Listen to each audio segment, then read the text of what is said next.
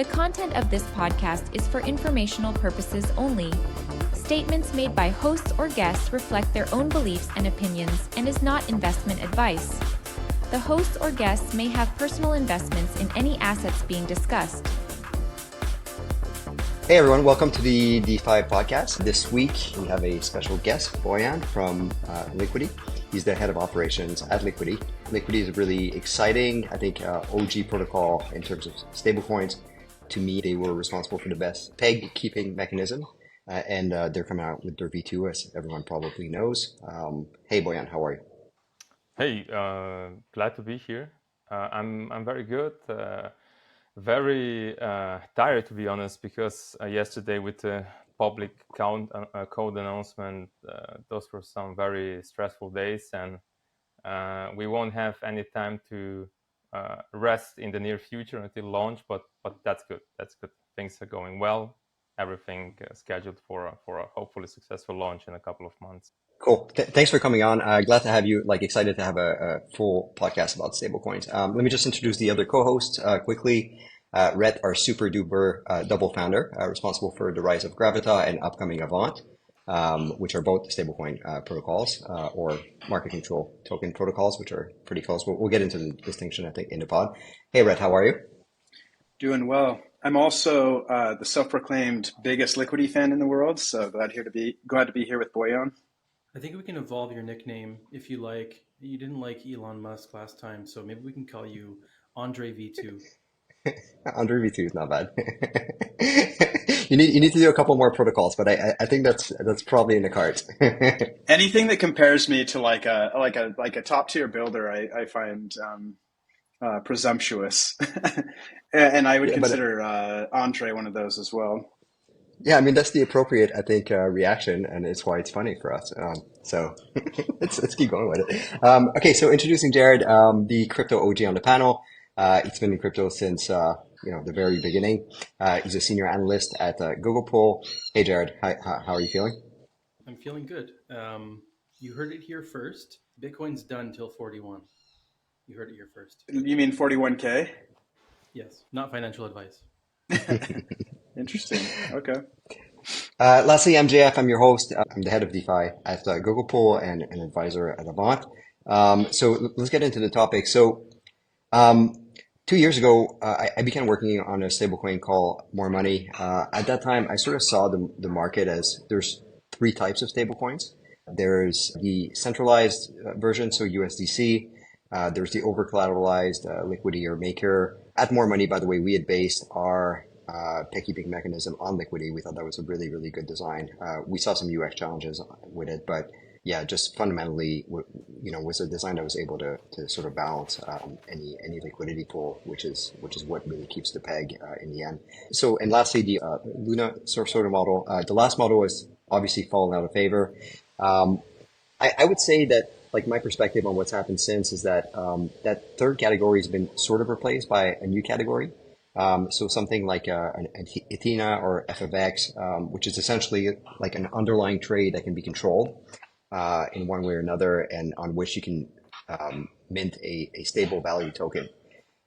Just curious if you guys agree with my perspective and how you would tell the story of on-chain stablecoins from inception to present day. Maybe we can start with Bojan. What is your view on my statement, or just in general? I think we are experimenting a lot in this space, which is good, but we need to be honest and realistic about what we are doing here is. I think that, for example, the whole narrative or shift towards getting real-world assets on-chain is fine and viable in my perspective, but then you shouldn't use the word decentralized anyway in any shape or form related to it, in my opinion. That's just my take. I think the blockchain can be used for anything. It's just a tool, it's just infrastructure. Stablecoins is probably the most strong value prop right now. It's going to pick up steam in the near future, as far as I can tell. And in terms of what came out of it, I mean, we kind of settled that currently the stablecoin trilemma cannot be solved, meaning you can't create a stablecoin which is scalable, decentralized, and stable. So keeps the pack well. You kind of have to pick two of the three. So with Liquidity, we are always picking stable and decentralized. Some other folks are picking stable and scalable. I mean, it's all fair game here. We just need to be clear and vocal and say what the risks are and what the benefits are for users. Then we're all good, as far as I'm concerned, at least. Yeah, I like that framing. I think the Liquidity team has talked a lot about that trilemma, and I think accepting the trade-offs is good.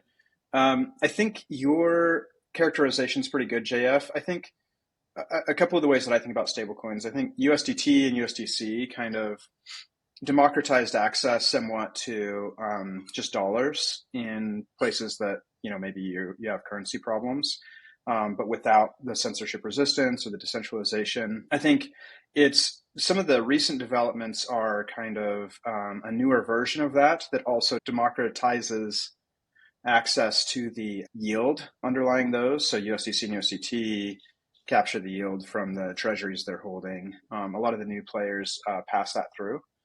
So I think that's a really kind of an awesome area. There's lots of them doing it, several that seem high quality. So there's, Ondo, there's Mountain, there's Agora, and others. So I kind of consider that the USDC 2.0, which is great, more competition there. I think, Liquidity has done some really great things in the CDP category. That one's there's still opportunity for innovation, and Liquidity V2, I think, will be a big step forward there.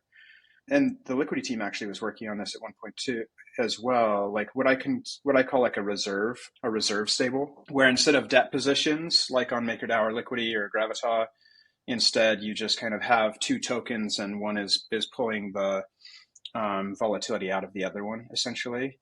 There's a project on Cardano called JED that is that, and F of X and some of those I think are similar there too. And then I think the biggest newer category that's pretty popular is any kind of stablecoin or stablecoin-like product with some form of baked-in yield. A subcategory of that is what I mentioned with Ondo and Mountain, etc., Agora. But then there's Athena and some of these others, and there's several others that approach the yield in different ways. Origin has OUSD that basically deploys stablecoins into some DeFi positions. There's a few others. I think that's a pretty important category. I think like a hands-free savings account is a really attractive thing for users. And so that area, there's been a lot of development. I think some pretty important things there. Yeah, I'm going to agree with Rhett. I like the idea of something that sounds like a savings account. Sounds very nice to have. But one of the things that I noticed is kind of interesting about the progression of any segment of this market that we're looking at when it comes to crypto. It's like at first there is a centralized attempt to solve whatever the problem is, and then people can start to see the issues that come along with a centralized entity just controlling the whole space of whatever the market is. And then eventually people get behind a whole bunch of efforts to decentralize the thing in question. And then it kind of just moves more towards that over time. And then what I'm hoping is after that would be we actually see more of a shift from these big centralized things like centralized stablecoins over to decentralized stablecoins. That's the ideal case scenario, but I'm afraid that not many people care about that aspect. It's all about I'm getting 7% here and 5.5% there. I'm going for the 7, and that's pretty much it. Doesn't matter if you can be blacklisted, if the RVA assets can be seized, if you are if you're exposed to impermanent loss, if it's one-sided or no one-sided, if it's from a reputable protocol or no. I think those things get taken into consideration to a very, like speaking from Liquidity's perspective, Liquidity really got some attention after the SVB FUD fiasco in March of 23, I believe. Then everyone was all of a sudden a very decentralization focused person, so to say. And we got quite some TVL based on that, but that's pretty much subsided after a month or so, and we went back to normal. So I think that's just that's just human nature. Decentralization doesn't matter until it matters, and I don't know how to solve it. Only via education. And then it's also funny to me when people talk about LUSD or RAI or even Frax or Maker in terms of scaling and third world adoption. I mean, those people couldn't care less about what type of stablecoin they hold. It's just the one which is most easily reachable and keeps the peg well, and their friends pretty much talk about it. And that's the only thing that matters in the end. I agree that very few people care about decentralization in and of itself. Yeah. They care about it when it matters. We did see it a little bit with Liquity during the USDC DPEG event. It was one of the only stablecoins that had no exposure to the US banking system. And it did depeg along with everything else, but it repegged very quickly, whereas like DAI and others took a lot longer to repeg. And it ended up being like a false alarm. But if USDC had taken a big write-off because of some bank failure, most stablecoins would have been notably impaired, and LUSD would not have been. So that was like kind of a hint at like the value of having something that is decoupled from the US banking or other banking systems, is that in the worst case scenarios, it will be able to still, do well. The question is, how often will you need that, if ever? And I think there's disagreement there. So I think most people don't care about it in and of itself, but they do care about, hey, does this thing depeg and stay there? And if you can diversify your exposure a little bit to the risks of a banking system, these decentralized stablecoins get really interesting. But yeah, a lot of people don't care so much about that. And whether or not that's a good or a bad thing, I don't know. You could say that a lot of people consider that a small risk because it is a small risk. But, a 2008-like event could potentially result in certain stablecoins staking big write-downs, and if that happened, it's nice to have some that are not exposed to that at all. So, Bojan, I'm curious, like looking at the evolution over the last couple of years, are you happy with what's happened in the stablecoin market? Are you disappointed? What is your sort of overall take about the evolution, with keeping decentralization in mind? Any other sort of concerns or angles? I'm neither happy nor surprised.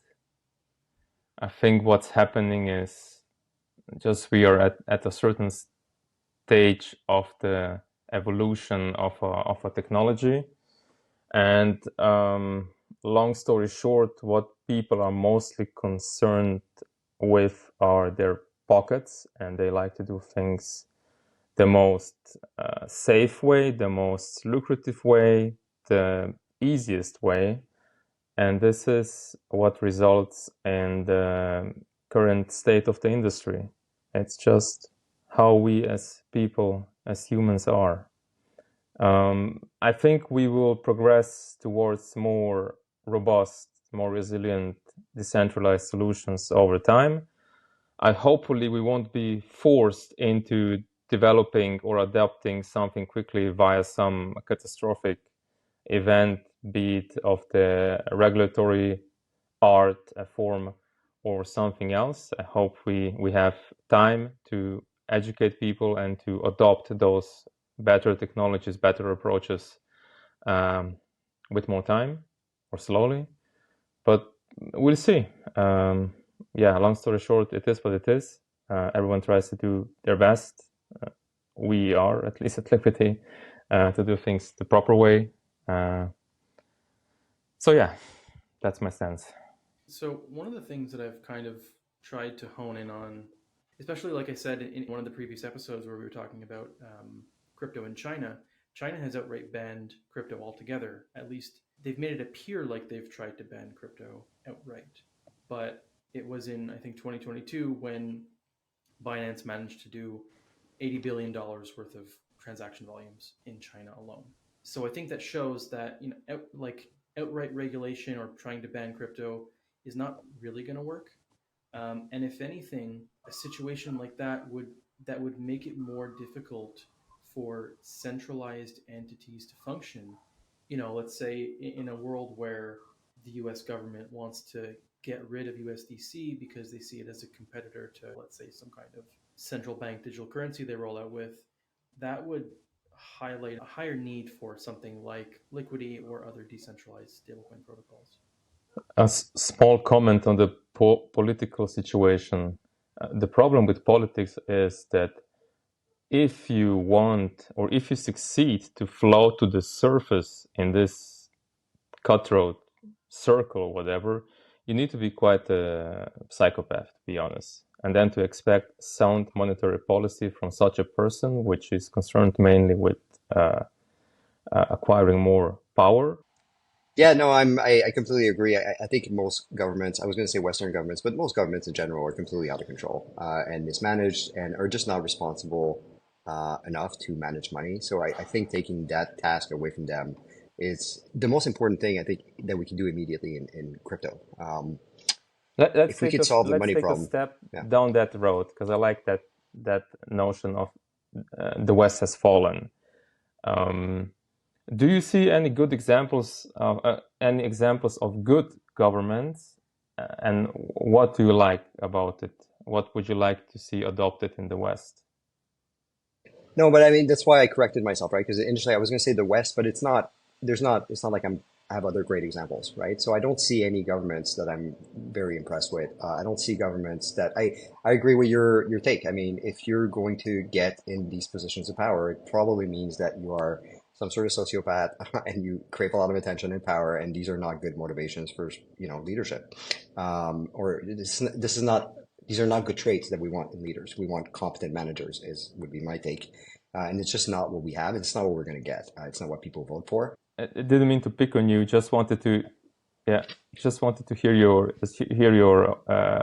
opinion on that. Not that I disagreed with you per se. Yeah, I think government currencies in general, like I think historically that's been a positive thing, having government controlled currencies relative to, I don't know, bartering systems before, etc.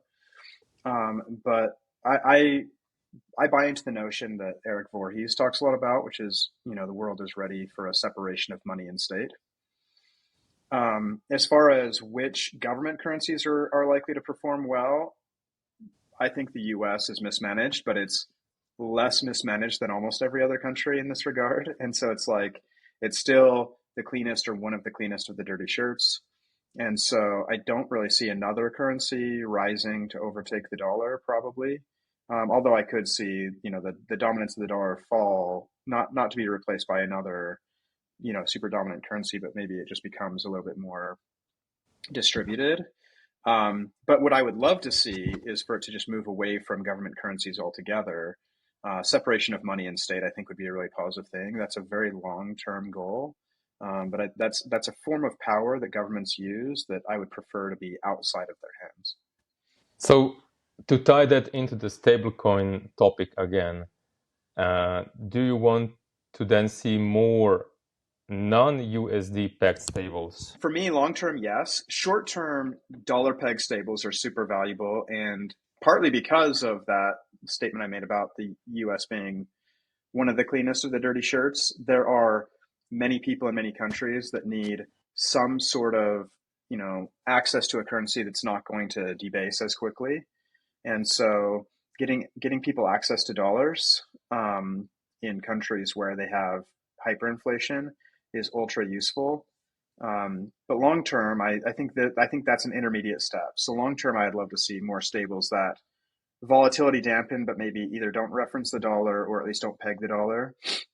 Those have their own challenges, but I think long term that's useful. And then what's also long term useful, I think, is some of these other big assets like Bitcoin, ETH, and others moving into more of a money-like role. I don't think they really fit that role currently, but I think they could. I think one of the interesting things about specifically DeFi, I think as this space starts to evolve, when you have the ability to use a contract and stick a DEX in between any two participants in, let's say, a trade or a transaction, you can make it so that anybody can transact in anything that they want. You could potentially hold Dogecoin and do business with somebody who wants USDC. And, there would be it would be frictionless because you can just say they want USDC, some kind of conversion can take place, and I just pay them the appropriate amount of whatever token I want into the contract. That's just going to automatically swap it and deliver it to them. Yeah, for that reason, I think that medium of exchange piece of a currency is becoming much less important. So I'll usually say a currency or a money is a unit of account, medium of exchange, and store of value. Medium of exchange doesn't matter probably that much anymore because if I want to pay with X and you want to receive Y, some swap can be done under the hood, and neither of us have to carry the thing that we don't want to. I also think unit of account kind of doesn't matter all that much, but store of value is what matters the most. And I think for me, store of value, there's kind of shorter and longer term or lower and higher risk stores of value. So you need kind of multiple different ones. And the thing that's been good historically about the dollar, even though it does devalue over time, is it's a good short-term store of value. And then you have things like equities historically that are a good long-term store of value. I think in crypto, we can do better on both short and long-term stores of value relative to what's come before. But yeah, I agree that the medium of exchange kind of doesn't matter that much, at least from the actual asset itself. We'd love to get into Liquity V2 and what led to this change. I think I have a decent understanding of it, but I'd love to get your version, Bojan. I think my version is the official version, which everyone knows who's been following Liquidity, that unexpected monetary changes, so Fed rate getting increased, had interesting results on Liquidity or on the whole of DeFi. Long story short, because rates have gotten higher, DeFi yields, stablecoin yields have gotten higher. And because LUSD stayed at a 50 basis points to borrow, people were just borrowing LUSD and then dumping for DAI or Athena to get a high yield. That's, again, perfectly valid play. And this is what resulted in the decline of the LUSD market cap and adoption of LUSD and usability of LUSD and all of that.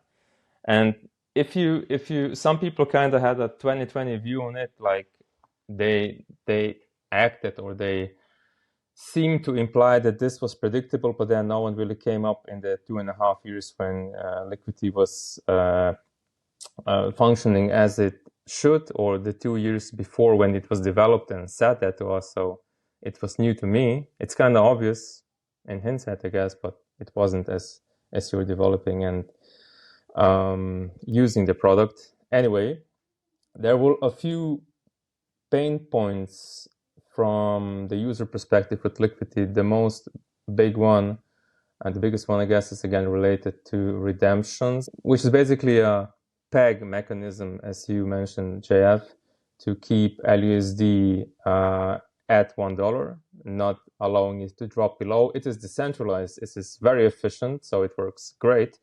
But it's detrimental to those users who are having the lowest collateral ratio. So we changed that. The change that came with V2, the two crucial changes are one on the rate set aside and the other on how redemptions work. So if we look at DeFi right now, there are a few ways to set a borrow rate. One is via governance, like MakerDAOs. Another is utilization based, which lending protocols use, like Aave or Euler. Then it can be fixed rate, a fixed rate like Liquidity. It can be algorithmic rate like a Curve. And we came up with something new, which is basically market set rate. So because the market should be smartest, market always knows best. And we were thinking how you can simulate and stimulate the creation of a market rate. And then we said it's just kind of a wisdom of the crowd event, really. So you let every user set their own rate, It can be 0% or 56%. It doesn't matter. But then why wouldn't everyone set it to 0%? Well, there has to be some kind of punishment for being the lowest paying user. And this is where redemptions come in. As I said, in V1, redemptions were determined based on the collateral ratio or on the LTV, which is the more common term. In V2, they won't be anymore. They will be based on the interest rate that people pay. So if 1% is the lowest rate, then the person paying 1% will be redeemed. So he will lose his collateral, but also his debt will be repaid. So it's there is no loss. There is only the loss of exposure to the collateral, which is still painful. Anyway, so we have people choosing whatever they want. We have a mechanism which kind of forces them to think about what a good rate might be, which motivates them not for everyone to set the lowest rate. And that's kind of, we think, and simulations seem to show, should be a good representation of the market rate.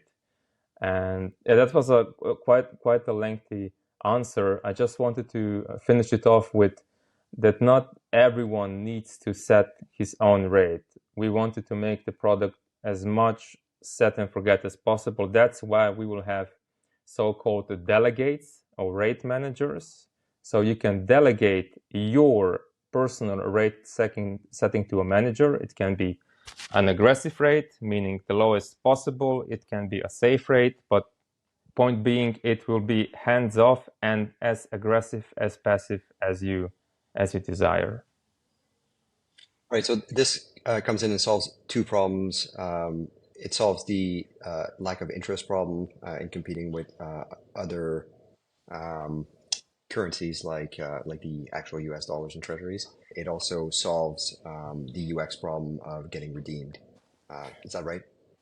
Yes. There is still the UX problem of introducing a totally new concept to DeFi, like setting your own rate doesn't make sense. The bank won't let you set your own rate. Aave won't let you. No one will let you. So it's kind of an exercise in being able to explain that good and to simplify it as much as possible. But we're rather confident that this should be okay with good educational visual pieces and with the hands-off approach of being able to delegate it. Yeah, a couple of things that I like about this system. One, I do think it's kind of probably a universal truth that a borrowing platform like Liquity cannot massively diverge from the market rate without having problems. And then you say, okay, what's the best way to set that rate? And I think that the Liquity approach is really genius in its ability, like it basically turns the user into the oracle. And so you're able to remain governance minimized, which is a big value of Liquity's, which I love. So governance minimization and max decentralization is super hard. And I think this is the smartest approach that I've ever heard with respect to adjusting to market rates. So I think that's super smart. And then as far as the UX problem of redemptions, Gravita has had this problem as well. And unfortunately, it is really painful for certain users. I've had some users really frustrated after being redeemed against. And this is just, I don't have data to support this, but my guess is because you can always avoid it if you come in and actively manage your interest rate, which is easier than managing your loan to value, which is how you manage it in Liquity and Gravita, manage that risk. My guess is that UX pain goes down because users feel more empowered to avoid it, especially if you have a more conservative interest rate manager that just says, hey, you're going to maybe pay a little bit more, but we're always going to stay, a certain amount above the others. So I think that UX problem almost certainly goes down a lot. I'd be interested to survey users of V1 and V2 after a few years and see, how they feel about the redemption issue. But my guess is they'll be a lot happier with it in V2. Another quite interesting aspect I wanted to mention about rates is that you can actually have a fixed rate if you are X% above the market rate, which some people are very comfortable with. I had people, previous users, V1 users, say that they are perfectly fine with setting it at 8% or whatever if it's currently 5 and forget about it. So there are people who value this fixed approach very much. Of course, it's kind of loses its value if it's too far from the market rate. But then one thing that you can also set with the delegate is that for example, he can manage it, or he can set it between 5 and 7%. But then if he needs to go outside of that, I mean, to the upside, above 7, then the position gets closed. So you have that fixedness kind of enabled, but still some place to maneuver at the same time. That's super nice. I'm curious, do you have a bunch of rate managers that you know of that are already, planning to deploy services here? I'm guessing DeFi Saver's got something going. DeFi Saver definitely. 2-3 more, it seems right now. Yeah, but I had also quite a few, let's say, OG users, Liquidity users say they will do it themselves. Cool. Can you tell us a bit about the new branding and maybe how you sort of expect the market to play out if you do have expectations? I know it's still very early, obviously, but what are you sort of looking forward to or worried about? And then if there's any sort of roadmap items that you can talk about.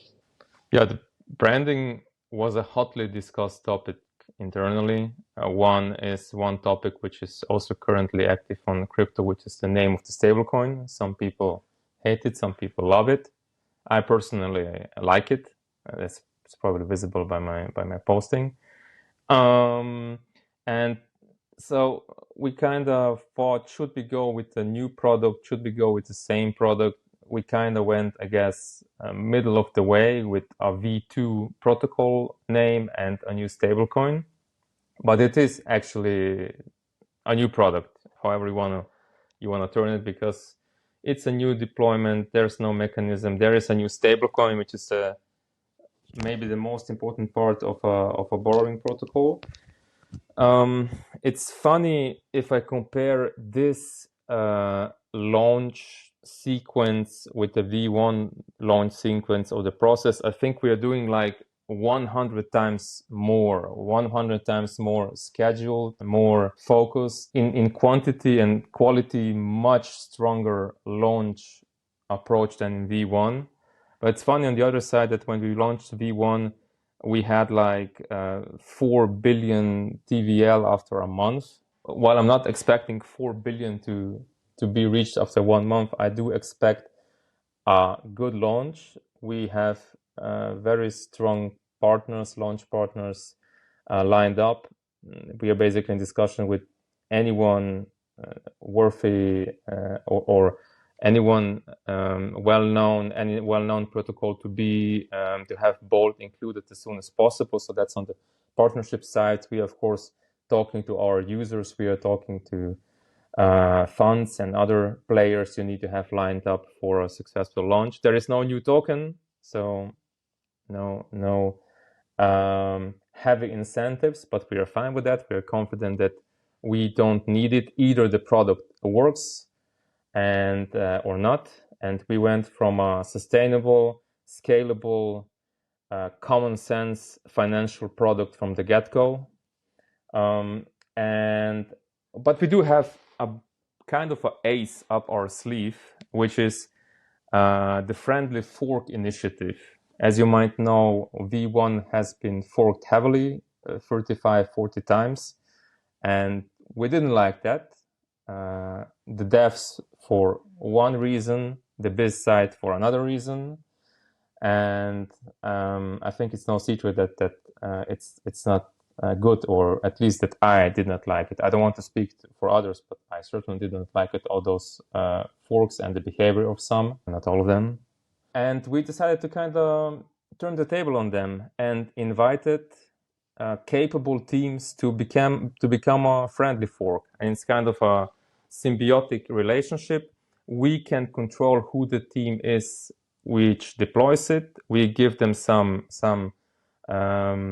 terms, especially around security, what they need to do, how they need to audit, what they can change, what they cannot change. So the product should be much safer than the other forks that came out.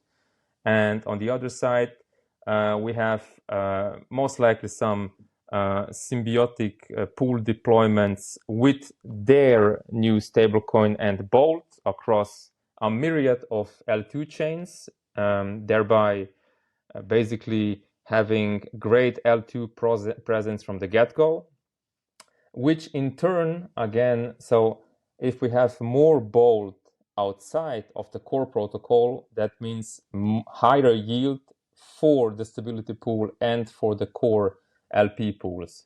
So I hope I didn't go too broad here, but I think that we came up with some interesting ideas how to scale that without having to rely on like plain token incentives.